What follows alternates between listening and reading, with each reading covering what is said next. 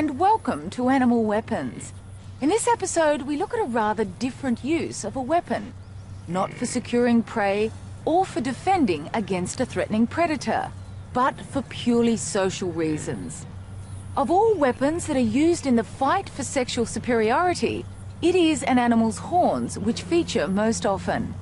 The weapon of speed, however, is used for another fundamental cause, securing the next meal.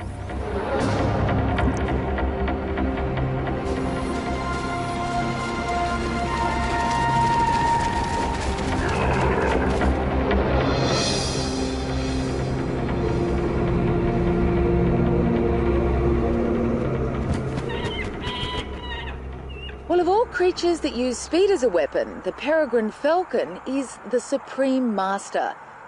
Able to reach speeds of more than 150 kilometers per hour, it is the fastest creature on Earth.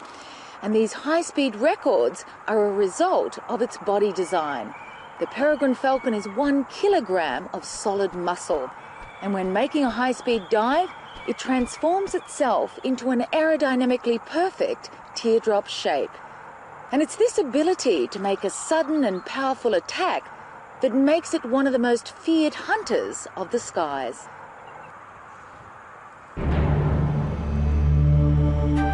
This king of the air displays one of nature's most magnificent designs.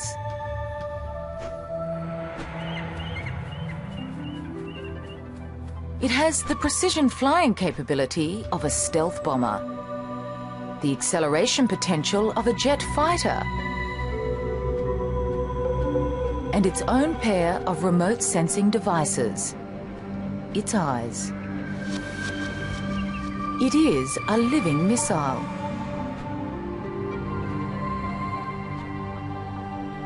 Speed and precision enable a rapid descent on its target, but not without risk. Trees are a dangerous obstacle for this high-speed hunter. An accident would be fatal. For its prey, the cover provides the only safe refuge. To increase its chances of success, the peregrine hunts in open areas, ideally farmlands where native birds have become outnumbered by introduced species like the pigeon. In fact, pigeons have become its most important prey the world over. Pigeons are not easy pickings. They too are swift on the wing. In level flight, a pigeon can outrace a peregrine. But the peregrine's competitive advantage is the use of gravity. Making a vertical ascent is energy consuming, but the peregrine has stamina as well as strength. It's from up here, a mile in the sky, that the peregrine's weapon is able to reach its full potential. With a meal in its sight, the peregrine transforms from a surveillance glider into a plummeting missile.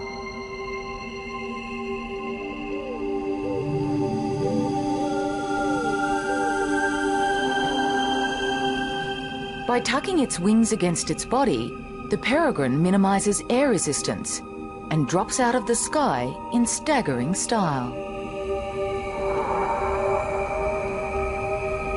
At the final moment before impact, the falcon levels out and strikes talons first.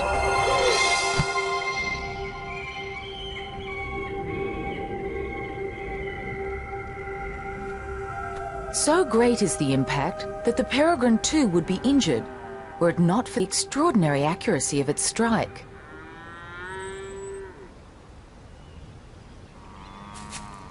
Despite their formidable speed and hunting prowess, only 1 in every 10 attacks results in a meal. It's an energy equation that every fast-moving creature must contend with, in whichever environment they live.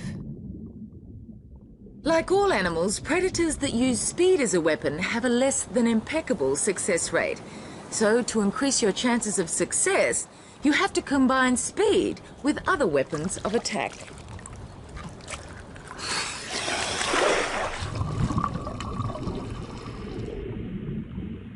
The stonefish doesn't look fast. It is one of the least streamlined of all fish. In fact, it rarely swims at all. A sleek body has been substituted by one corrugated and encrusted with algae. Disguised as a rock in the rubble of the ocean floor, it uses camouflage as its preliminary weapon. When suitable prey is within striking distance, it puts its conserved energy into one startling burst of speed.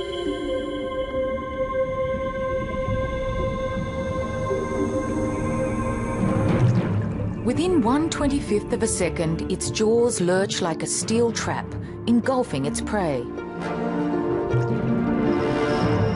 But not every time.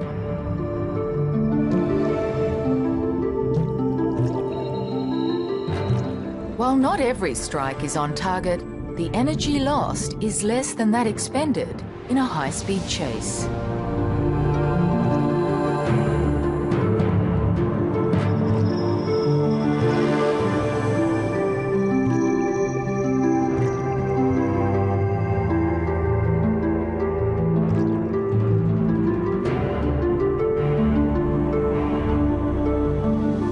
Reefs are among the most diverse and crowded of all ecosystems.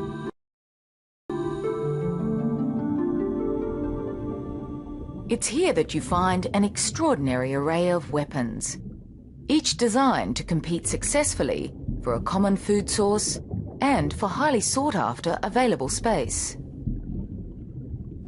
These coral reef shallows on the Great Barrier Reef are home to a killer that strikes with remarkable speed.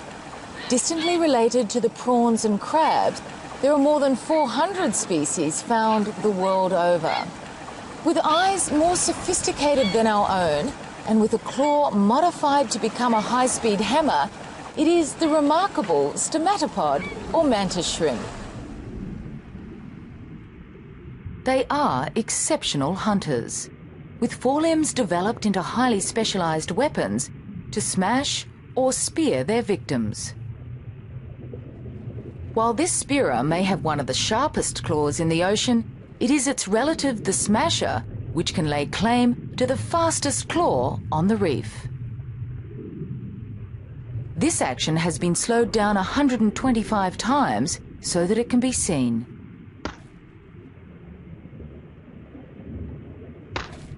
The smasher's claws function as high-speed hammers, cracking tough crab shells, opening up a food source that would otherwise be inaccessible. They live in natural crevices within the coral, from where they can see all. Each eye contains up to 10,000 separate lenses and perceives 3 images. Together, they see the world from 6 different perspectives, allowing them to pinpoint a moving target with military precision. But without a cavity, a stomatopod has little chance of survival. And so owners fiercely defend their hideouts against intruders. Despite this fierce competition, they modify their deadly blows to be merely deterrents and not fatal to their own kind. However, for securing prey, the stomatopod's weapon is used to its full potential.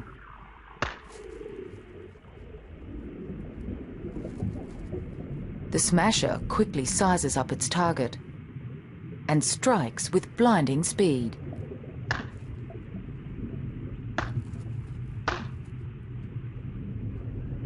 In less than 8 milliseconds, with a velocity of more than 1,000 centimeters per second, this creature's weapon packs a punch close to that of a small caliber bullet, making it one of the fastest movements known in the animal kingdom.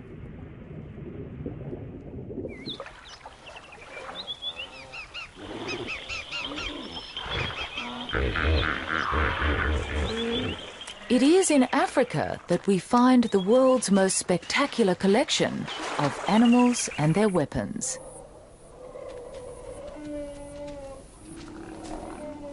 The grandest, the tallest, And in the case of the cheetah, the fastest on land. Everything about the cheetah is designed for the high-speed chase. Its lean and supple body and its enlarged nostrils for extra air intake. And its claws, unlike all the other cats, are non-retractable and act like a sprinter's spikes when it's at high speed. It also has an additional pad on its upper forelimb, and this is used to knock the prey off balance when it's on the chase. And it's these and a host of other features that enable the cheetah to lay claim to the fastest animal on land.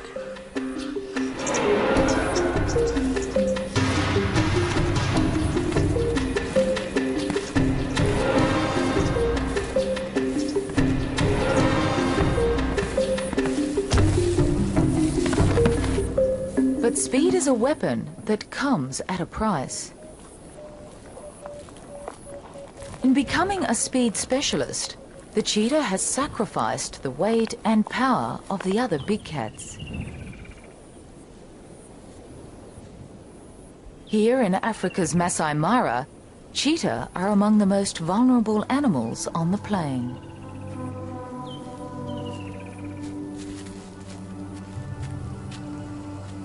Cheetah are the lightweights of their league. They are only 1/3 the weight of a lion and easily overwhelmed by these super predators. Lions will kill cheetah whenever possible.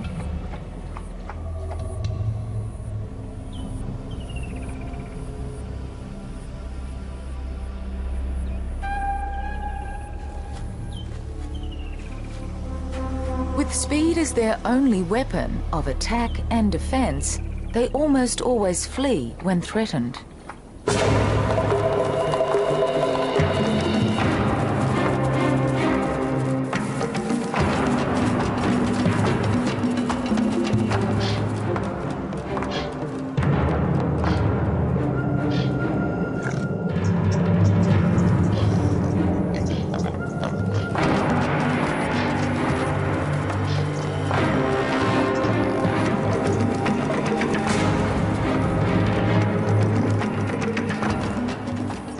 Cheetah are not even able to defend their young.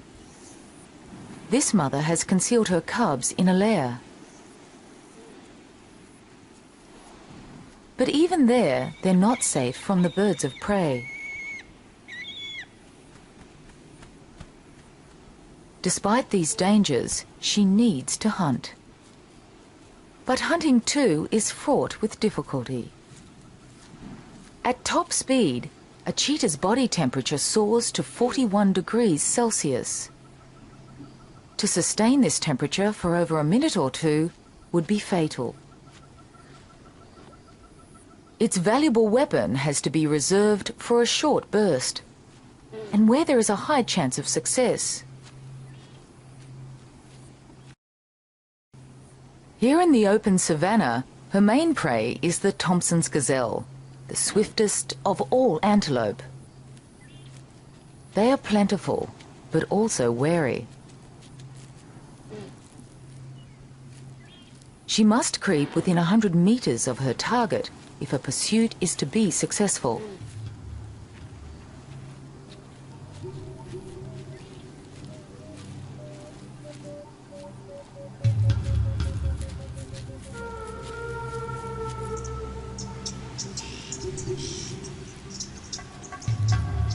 It may take hours.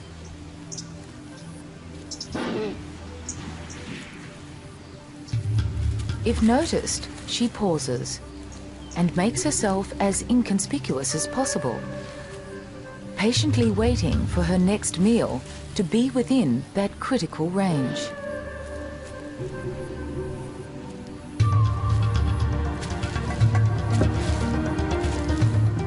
Within 3 seconds, a cheetah can reach a staggering 72 kilometers per hour.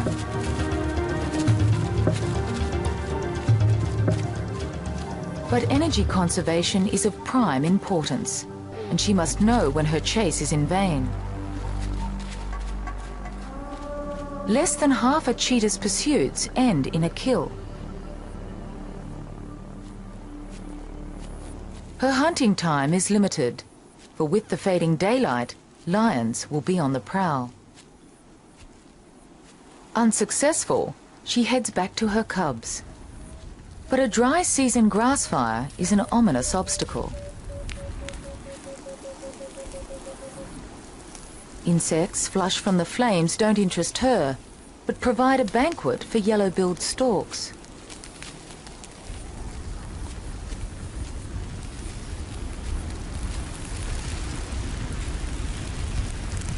While the inferno complements the weapons of some, for her, it spells defeat.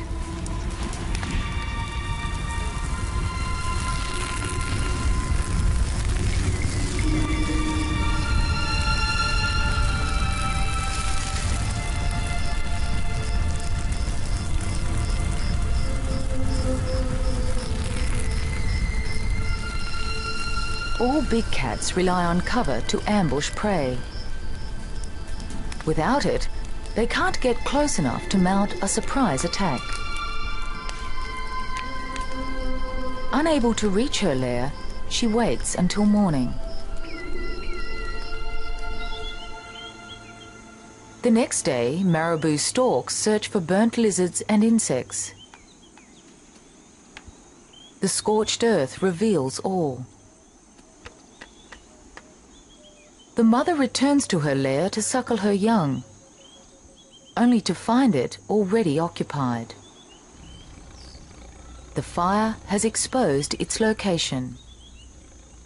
She waits instinctively, hoping to find her cubs. But the limitations of her weapon have also been exposed. Without a weapon to defend suckling cubs, cheetahs lose most of them to predators, especially lion. Her instinct to reunite with her litter overrides her own sense of safety.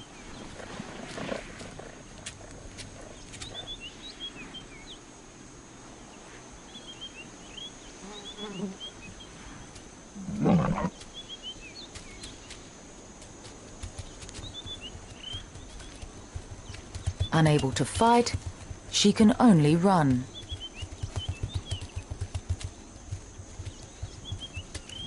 Only speed saves her life. The lioness knows she will lose the race, for she can only attain half the speed of a cheetah.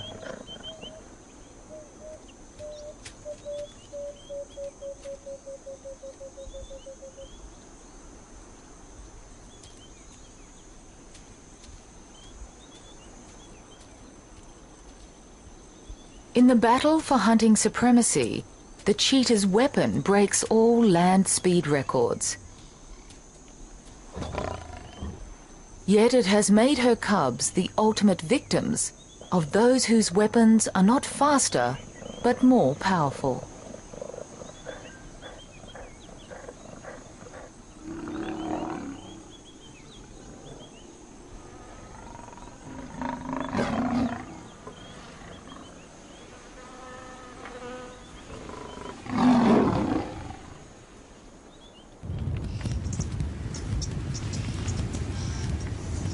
Of all animal weapons, horns are among those that seem most obviously developed for attack and defense.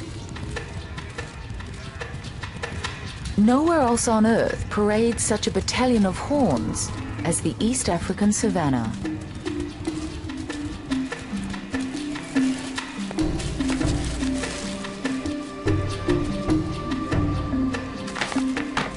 The plains echo to the clashing of horns.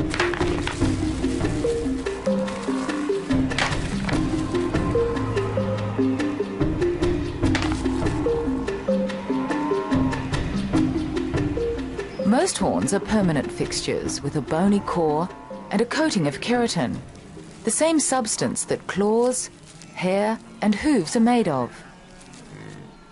They are firmly attached to the skull and if snapped at the base will not regrow. But there are exceptions. Well, of all animal horns, those of the rhino are probably the most unusual. Firstly, rather than being positioned on the crown of the head, they're right on the nose, And secondly, they're made of compacted hair bound together, but they still function as a very effective weapon, not only for defending their young, but for fighting among themselves. Rhinos are not highly social creatures, and while a resident bull rhino will defend its rights to a particular female and to a favourite mud wallow, rhino horns are most often used in defence against predators.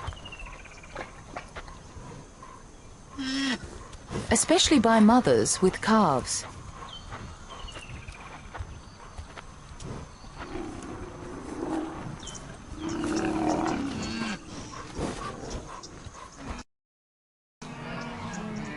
Unlike the rhino, most horned mammals live in the safety of large herds, and surprisingly, the weapons are not used primarily against predators.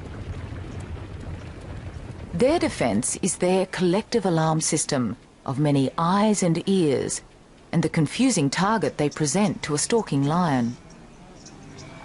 Perhaps the only herd animal that poses any real threat to such a predator is the buffalo. The grazing animals of the world have a bewildering array of horns, and perhaps none so epitomises the Horn of Africa than that of the buffalo.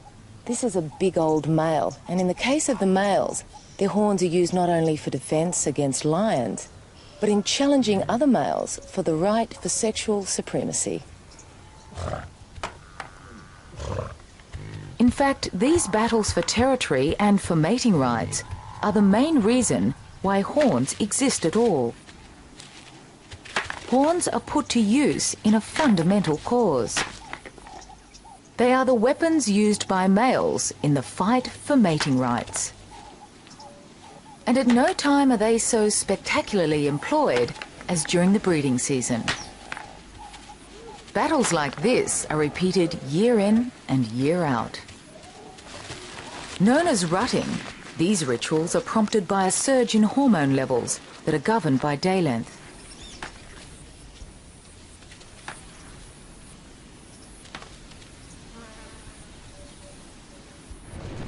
The rutting of the topee is among the most ritualized of all antelope.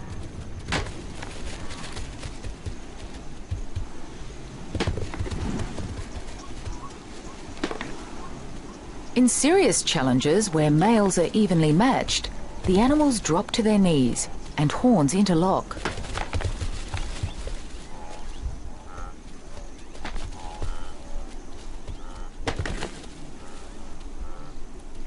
They will wipe their faces on the ground or paw repeatedly to disperse scent from glands both below their eyes and under their feet. The contest ends as suddenly as it began, but will be performed throughout the season until a victor is decided. Topee live in mixed female and male herds, where both sexes bear horns. In impala, it is only the male which bears horns and maintains an established territory. He must wait for migrating females to pass through his patch. These adult females are in estrus, and the male tests their reproductive readiness.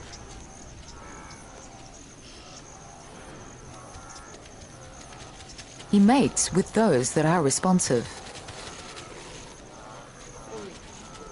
He is the dominant male and spends at least 25% of his time rounding up and mating with females.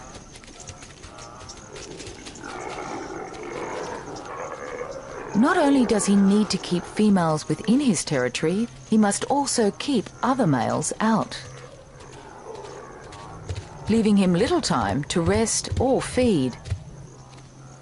Even recently weaned males are seen off,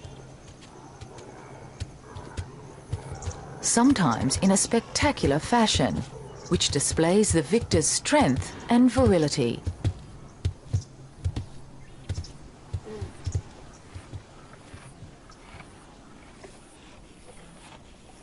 Well, giraffes too have horns, and even though they're the only animal which is actually born with horns, their horns are more for decoration than for attack and defence. because when it comes to fighting, giraffes really use their heads. While the horns of the giraffe are reduced and not a prominent weapon, their long muscular necks are an effective substitute.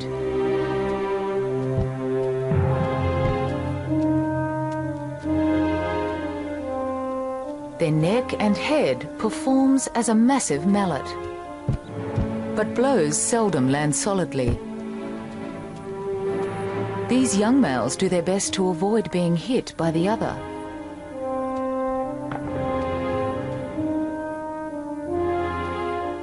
The force of a solid blow is staggering. Yet this gracefully ritualized display of aggression rarely results in serious injury. The heavier the skull and the wider the arc of the swing, the harder a giraffe can hit. Hence the advantage of size, height and weight, the key factors that will determine which male wins dominance and the right to mate with the females. The giraffe and antelope live among some of the most efficient predators on the planet. Yet their weapons are not designed entirely for their own protection or to secure their own food. It is the individual's contest to continue his lineage that determines the size, shape and function of his weaponry.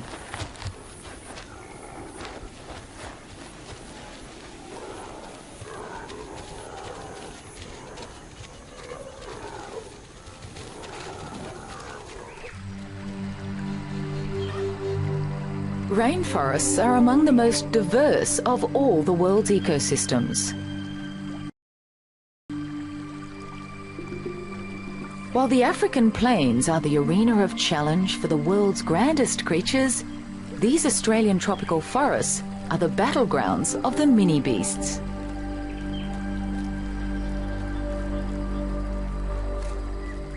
Here in the lush undergrowth, bizarre creatures engage in power struggles.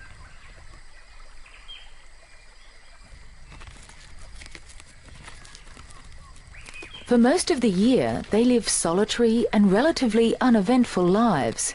But this is the mating season, a time to challenge and conquer.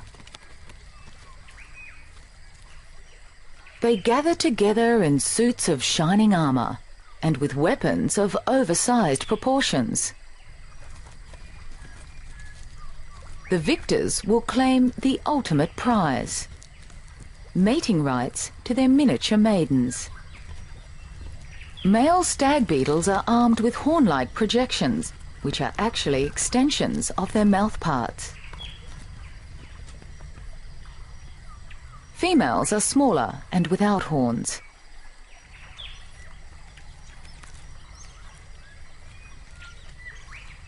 The presiding male has raised his antlers as a show of strength to the invading male.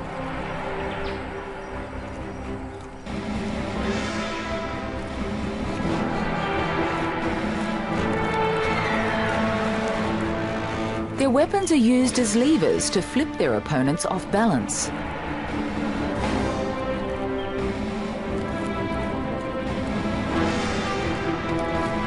Those toppled to the ground are out of the contest, but will live to fight another season. The victor takes possession of his prize. Others, like the rhino beetle, have only one season to prove themselves.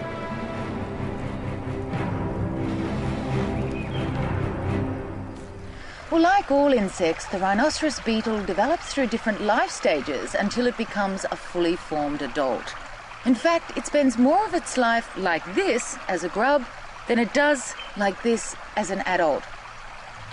As a grub, it feeds on rotting logs and leaf litter, and it's the availability of this food source which determines how big its body and horns will be when it emerges as an adult.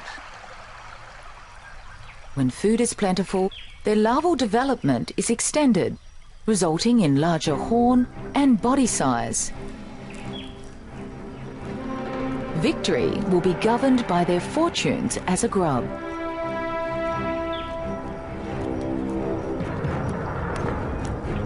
In most cases, large horns are the key to success. They are able to lift 850 times their own weight.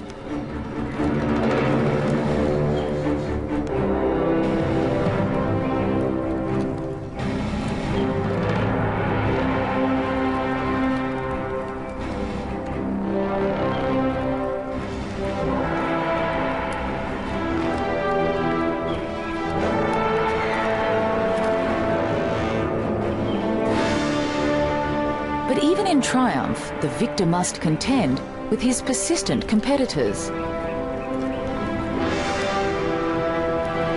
Even as his paternity hangs in the balance. While the rhino beetles fight it out among themselves, another horned insect waits in hiding for a particular tree to fall before its battles can begin.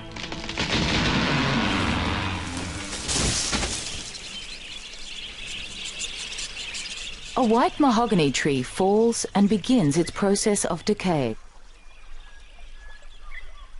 It exudes an odour that acts like a magnet for a rare and elusive little insect. For the antlered fly, it signals a potential egg-laying site for the female of their species. Rarely seen, antlered flies are a highly unusual group of insects. Distinct from other flies, the males bear greatly oversized antlers. They are actually extensions of their exoskeleton. Males come from all over the forest to make a claim on a suitable egg-laying site. They don't engage in brutal battles. Their power struggles involve subtle body and wing gestures, as well as some pushing and shoving.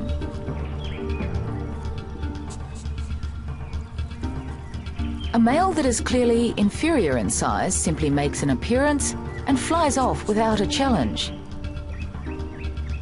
This is known as an intrusion. More evenly matched males linger, flick their wings and sway their bodies. If two males are evenly matched, their posturing culminates in the interlocking of horns and head-on combat. They push against each other, their antlers interlocked, and rise up on the tips of their middle and hind legs. This usually only lasts for a few seconds before one of the males is overpowered and retreats.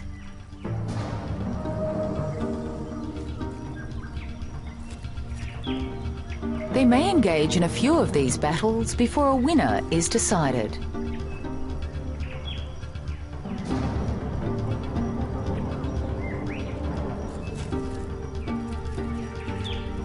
Battles become complicated by the arrival of a female.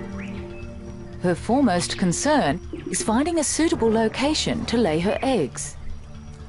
Usually the exact site that the male is guarding. She may have already mated, but this doesn't stop the presiding male from mating with her again. But even while the pair are mating, other males make challenges.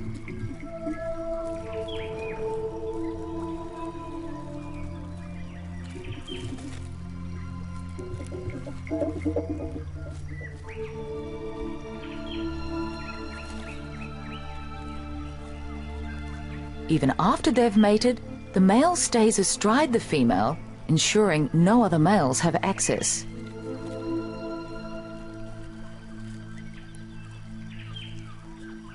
She inserts her ovipositor beneath the bark and lays her egg clutch.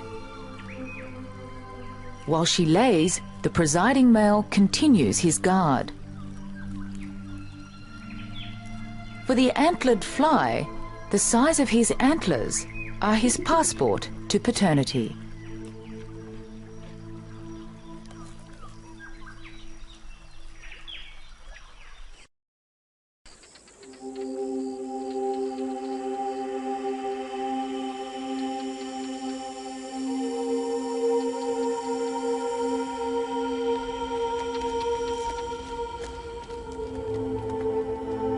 This is the eastern escarpment of Israel's Judean desert. the lowest point on land. And like any desert, it appears lifeless, but looks can be deceiving. For this is one of the favourite haunts of a wild species of goat known as the ibex. And if you happen to be here at the right time of year and the right time of day, you may be lucky enough to witness one of the spectacular displays of male rivalry.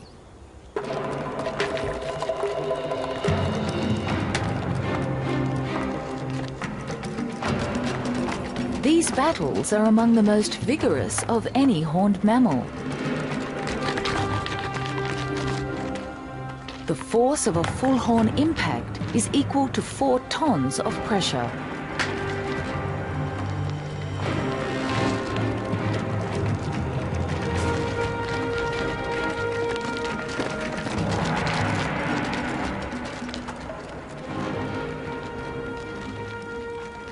These old males are over 6 years of age and have the largest horns of the herd.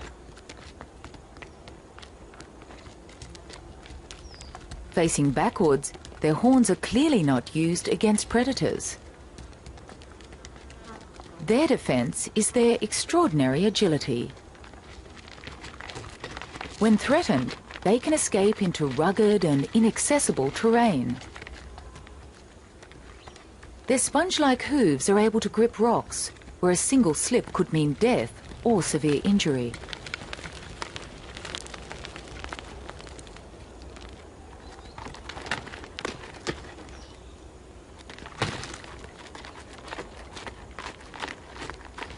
To fully appreciate how the ibex uses its horns as a weapon is to understand its breeding cycle. For most of the year, males live separately from females. Towards the end of autumn, the herds merge in preparation for mating.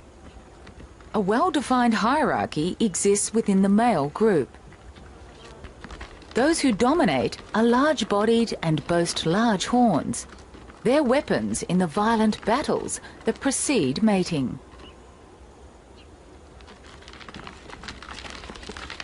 For ibex, large horns and exclusive mating rights can only be attained with old age. But this doesn't deter the younger males from trying to win over females.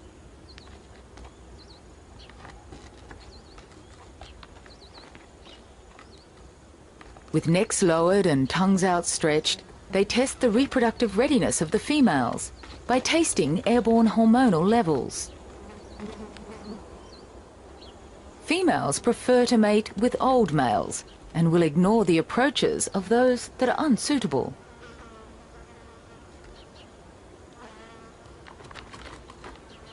But the young males continue regardless.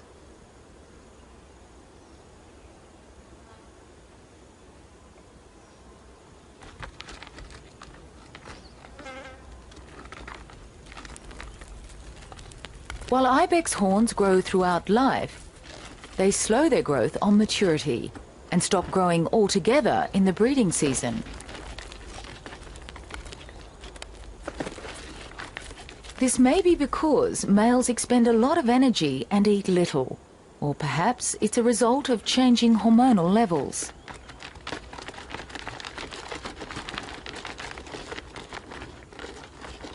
These females may have already mated and show increasingly less interest.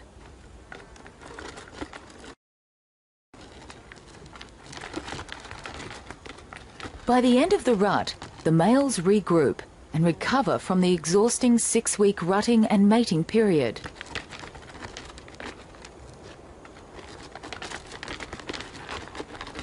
Yet throughout their lives, males continue to jostle.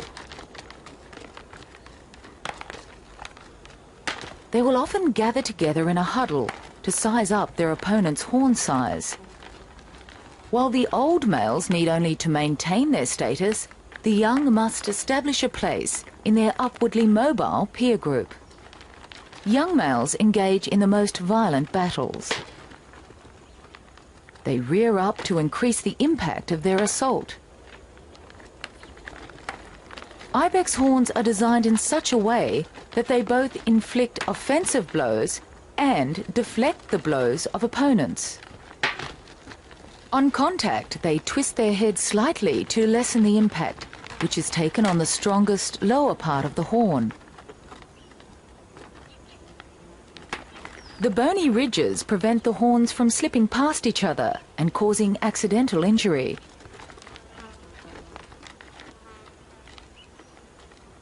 Some battles do result in broken horns and wounds, but the greatest damage is that caused to the male's social status, denial of the right to mate with females. While old males engage in fighting more often, it is more ritualized and less energetic. They have the advantage of experience and use their weapons sparingly. Ironically, once old males reach their sexual zenith, they become the most vulnerable. Their heavy bodies and greatly oversized horns reduce their agility. This not only increases their chances of serious injury on the slopes, but also makes them prime targets for predators. They're forced to move with less speed and greater caution. While the success of their weapon now jeopardizes their own survival, they have ensured the proliferation of their own offspring. A dominant male's reign may only last a few seasons before one of his subordinates succeeds in taking the top position.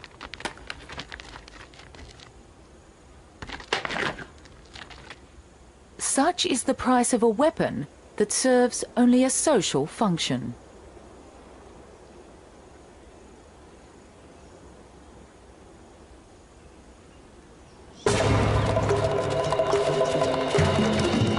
While the weapon of speed is used primarily for securing prey, horns play a completely different role in an animal's life, but one that is equally important.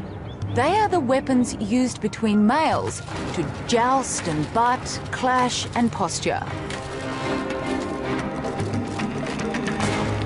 While the fights are sometimes violent, they are ritualized and more about mating than maiming. They are a form of contact body language that determines who mates with who. The larger horned victors pass on their genes at the expense of males less well endowed.